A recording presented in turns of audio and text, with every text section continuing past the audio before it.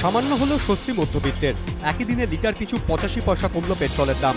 অন্যদিকে সিলিন্ডার পিছু 3 টাকা সস্তা হলো ভর্তুকিবিহীন রান্নার গ্যাস। রাষ্ট্রায়ত্ত তেল সংস্থাগুলির তরফে জানানো হয়েছে, আন্তর্জাতিক বাজারে অপরিশোধিত তেলের দাম কমেছে, সেই কারণে পেট্রোলের দাম কমানোর সিদ্ধান্ত। আইপিএলের প্রথম 4টে মরশুমে সাফল্যের মুখ দেখেনি কলকাতা নাইট রাইডার্স। তা সত্ত্বেও যে কটি ফ্র্যাঞ্চাইজি এতদিন ধরে লাভের মুখ দেখে এসেছে তাদের মধ্যে অন্যতম শাহরুখ খানের টিম। এবারও সেই ধারা অব্যাহত রাখতে আইপিএল 6-এর উদ্বোধনের আগেই ঘর গুছিয়ে নিল কেকেআর।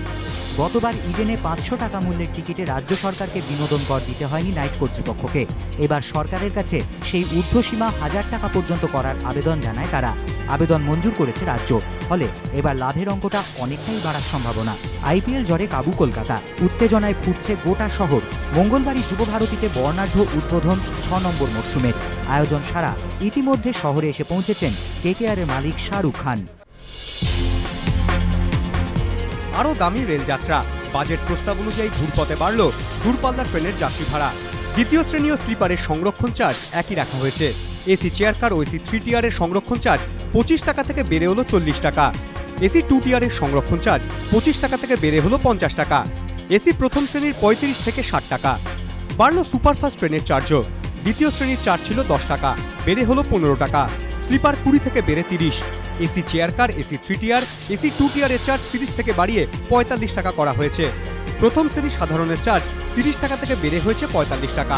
এসি প্রথম শ্রেণীর সুপারফাস্ট ট্রেনের চার্জ 50 টাকা থেকে বেড়ে হলো 75 টাকা।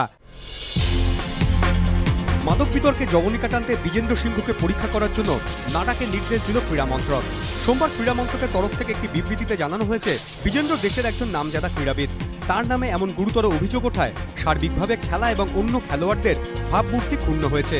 তাই ন্যাশনাল অ্যান্টি ডোপিং এজেন্সি বিজেন্দ্রর নমুনা সংগ্রহ করে চূড়ান্ত পরীক্ষা চালাবে।